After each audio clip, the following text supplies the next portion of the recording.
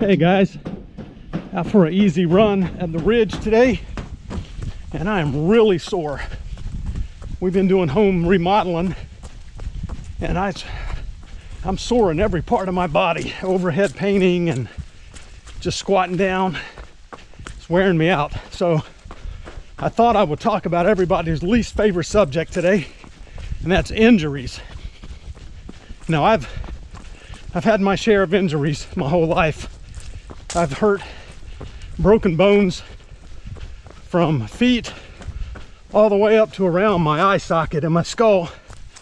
And I've had numerous sprains, strains, tears, separated shoulder, dislocated shoulder.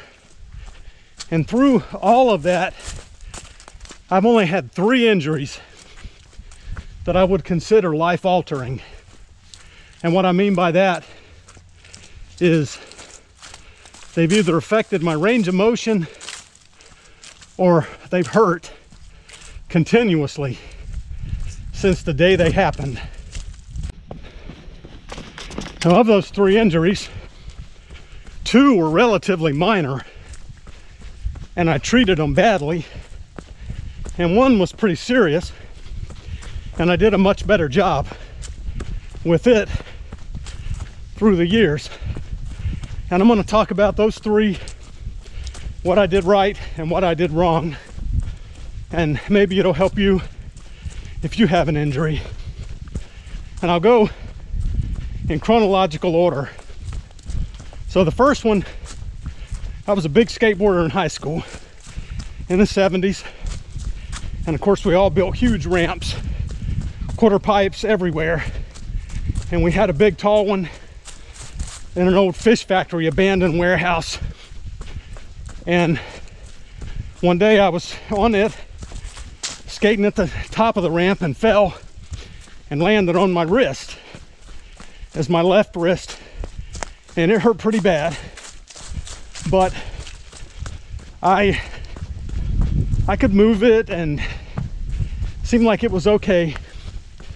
And just, I don't know, a month or 2 before, a friend had fallen in a pool and his wrist was all discombobulated, and he ended up having surgery and pins, and that's all I could see in my mind. So I did not go to the doctor for that one. Now that wrist continued to hurt.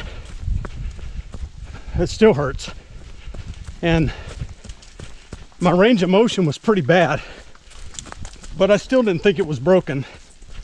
And I'm afraid of doctors, definitely afraid of doctors. So I never went. And in boot camp, it was a nightmare. It was hard to do push-ups. And ultimately, 25 years later, I went to the doctor and they x-rayed it. And it was a non-union fracture of the scaphoid bone, which meant that bone broke, and because I didn't immobilize it, it healed in 2 separate sections. Wow, it is muddy today. And those 2 sections have been rubbing against each other for, I don't know, going on 50 years. And that has been a source of constant pain for all that whole entire time. And that should have been a fairly minor injury, but because I treated it poorly, it's caused me pain and grief my whole entire life. Now, we'll talk about number 2, which was a much more serious injury, but which I treated better. And even though I do feel it, it hasn't been quite the problem throughout my life. Now, the second injury happened after I got out of the Navy. And I've ridden dirt bikes my whole life, pretty much, all throughout my childhood, and even in the Navy, had dirt bikes off and on. And after I got out and got a job, I got a really nice one and was racing motocross. But that's not how I got injured. We were out water skiing one day, my 2 best friends and I, and on a trick ski, and my one best friend wrapped the rope around him and fell, and he got hurt pretty bad and broke the rope. And we went back home. It was still early in the morning, and my other friend Jim, who had a dirt bike, wanted to go out riding. And we had Croatan National Forest was right, I mean, half a mile from my house, and we had miles of dirt bike trails back there. And I really didn't want to go, but I went anyway. That was mistake number one. And we took off, and I rode. I was having a good time out in the woods, but there was a big long straight that you could run wide open with a big long sweeping right hand corner. And I came through that corner, and it's all sandy down there because it's at the beach, and slid just a little bit and hit a stump, and it sent me flying. But I wasn't hurt.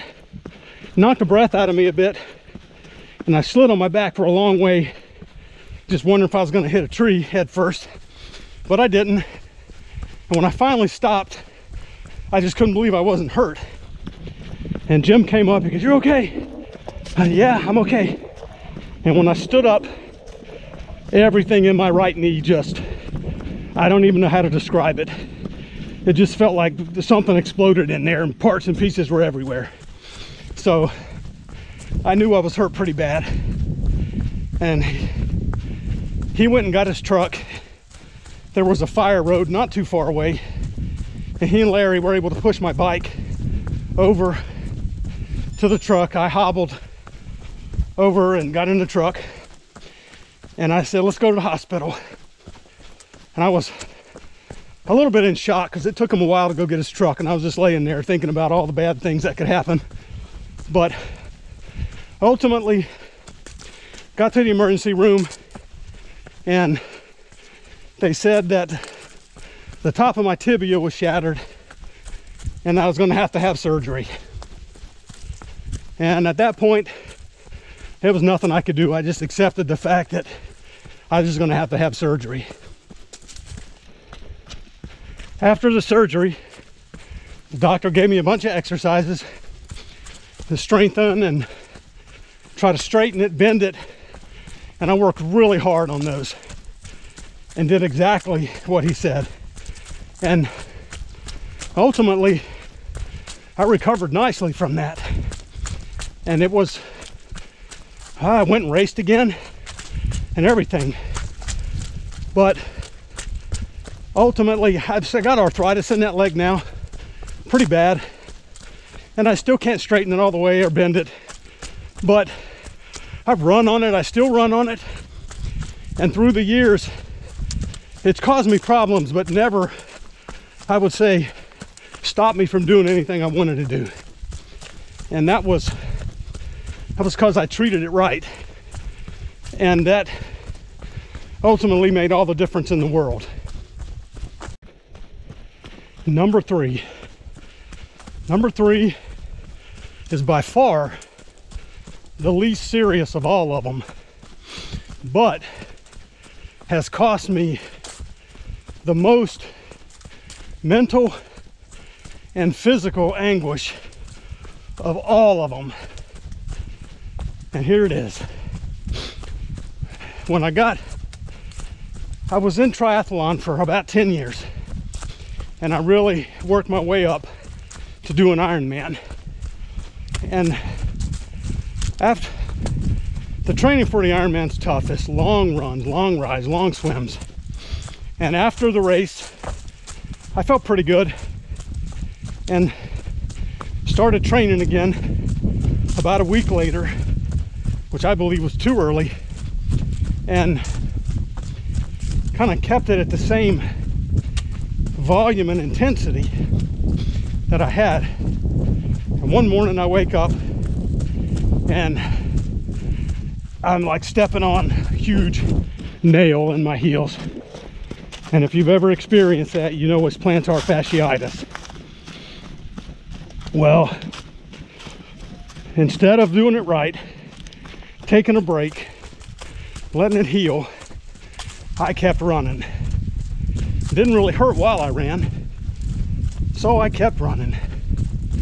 And eventually, I just couldn't walk anymore. So I did go see a podiatrist. They diagnosed it and prescribed orthotics. Said never walk barefooted, always wear these orthotics, and it'll heal.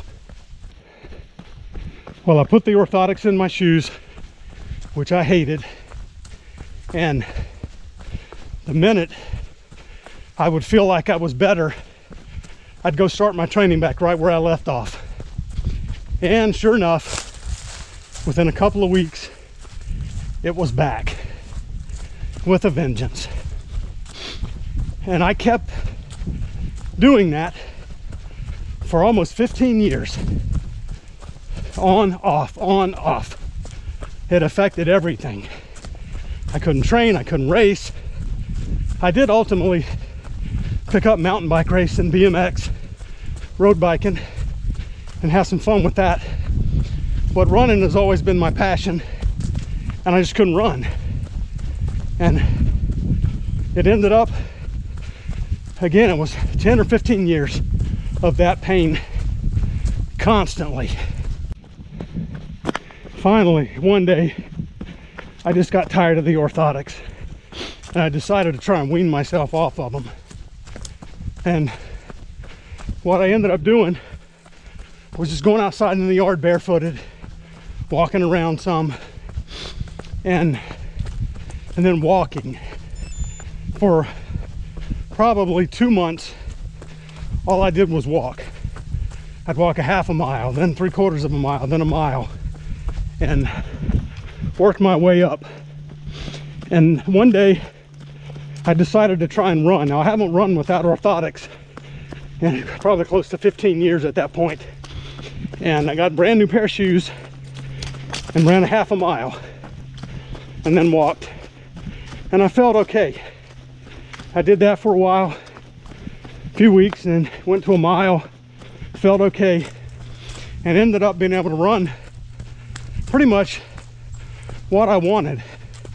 But I kept the pace low and the intensity low, and I've been able to run ever since. I've done a 50K trail ultra. I've run 20-mile races and marathons on the trail, not on the road, but on the trail. And I've been able to keep that up now for probably 5 or 6 years I'm going on. And this math training, the low heart rate training, certainly helps with that. Because as soon as I speed up, and I have done a little bit of faster work lately, then I can feel it starting to come back. And mentally, it's one of those injuries where every time I get a slightest niggle, I'm scared it's all the way back. And so mentally, I'm still not over it. But physically, I think I am over it. And that one, I was just bad. And now, for what I consider the good, the bad, and the ugly. The good news, if there is any good news with an injury, is that most injuries are not that serious. If you take care of them, get them diagnosed, and treat them properly, even soft tissue injuries are only 4 to 6 weeks. And bones break 4 to 6 weeks. And if you start back slow, you'll ultimately recover, and you should be able to get right back to where you were before. It may take some time, especially if you're older, but be patient and you will get there. Now, the bad is that it does take you out of your training when you get injured. And as I've said before, consistency is key to staying in shape and anything that takes away your consistency is ultimately bad.